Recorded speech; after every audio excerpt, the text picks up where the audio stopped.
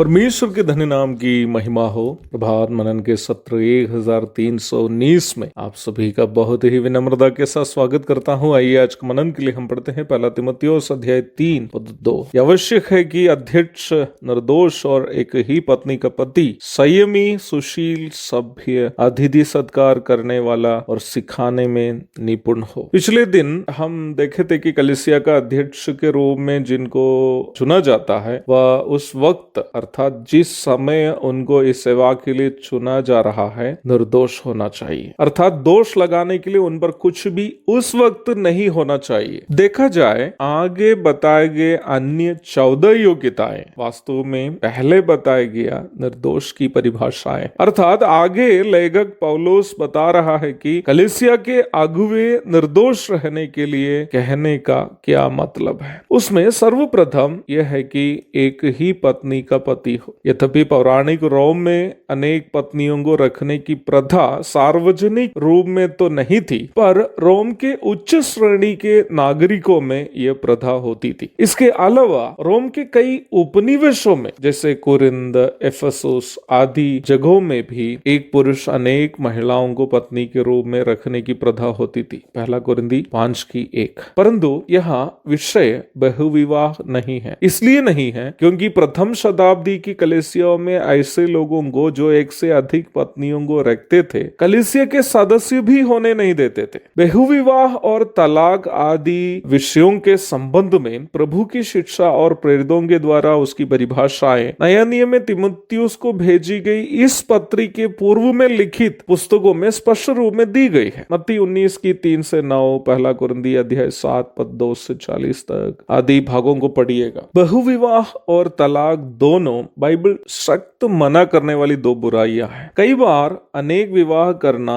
या पत्नी के या पति के अलावा दूसरे किसी के साथ शारीरिक संबंध बनाना आदि कार्यों को केवल व्यभिचार के रूप में ही समझकर हम उन कार्यों को बुरे काम समझते हैं, बल्कि उस प्रकार की सोच एक अपरिपक्व सोच है। ये कहने का बराबर है इस प्रकार सोचना कि आदम और हवा इसलिए पापी हुए क्योंकि जो फल वे लोग खाए उसमें पाप था। ऐसा कहना एक अपरिपक्व सोच के परिणाम है, जबकि सच्चाई यह है कि फल के अंदर कोई पाप नहीं था। वो फल खाना आदम और हवा के लिए इसलिए पाप ठहरा क्योंकि वो फल खाना परमेश्वर मना किया था। परमेश्वर की आज्ञा का उल्लंघन करना उनके लिए पाप ठहरा। ऐसे करने से वे लोग उन लोगों के प्रति परमेश्वर की जो योजना थी उसके खिलाफ जा रहे थे। वैसे ही बहुविवाह और गैर वैवाहिक संबंध दोनों इसलिए घिनौने अपराध हैं क्योंकि ये दोनों कार्य यीशु मसीह और कलीसिया के बीच के पवित्र संबंध का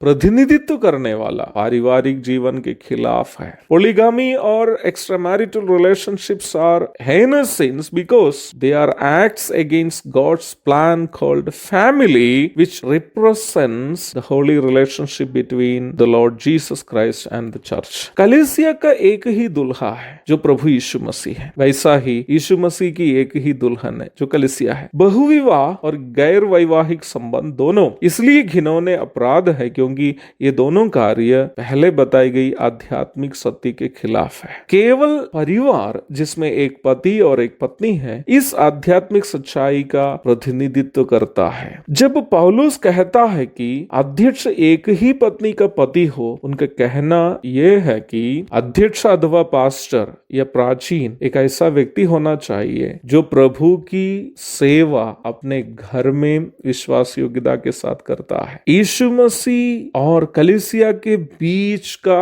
उस पवित्र रिश्ता को दिखाने वाला होना चाहिए हर एक मसीही परिवार, और ऐसा ही एक मसीही परिवार से किसी भाई को जिसको प्रभु प्राचीन के रूप में चुनता है उस सेवा के लिए नियुक्त कर सकता है। So first of all we should understand that पारिवारिक जीवन एक सेवकाई है। Family life is a ministry. कलीसिया में किसी भी प्रकार की सेवा के लिए चुना जाने का प्राथमिक योग्यता एक विश्वास योग्य पारिवारिक जीवन होना चाहिए। पहला तीमुथियुस 3:5 और 10। जो व्यक्ति अपनी पत्नी को यीशु मसीह ने जैसे कलीसिया से प्रेम किया वैसे अपना प्राण से ज्यादा प्रेम करता है, वह कलीसिया में भी त्यागपूर्ण सेवा सेवा जरूर कर सकता है। 5 अध्याय के 9 एवं 10 पदों में आप देख सकते हैं कि सेविका अथवा डीकनस के रूप में भी बहनों को चुनने का प्राथमिक योग्यता उनका पारिवारिक जीवन है, विश्वास योग्य पारिवारिक जीवन। तो कोई भी व्यक्ति जिनको कलीसिया के प्राचीन के रूप में चुनना कलीसिया चाहती है, अवश्य याद रखिए वो व्यक्ति एक विश्वास योग्य पति होना चाहिए। एक और शुभ दिन की धन्य कामनाओं के साथ आज का मनन का मैं यहाँ पूर्ण विराम करता हूँ। प्रभु आप सबकी मदद करे। आमीन। मारानाथा।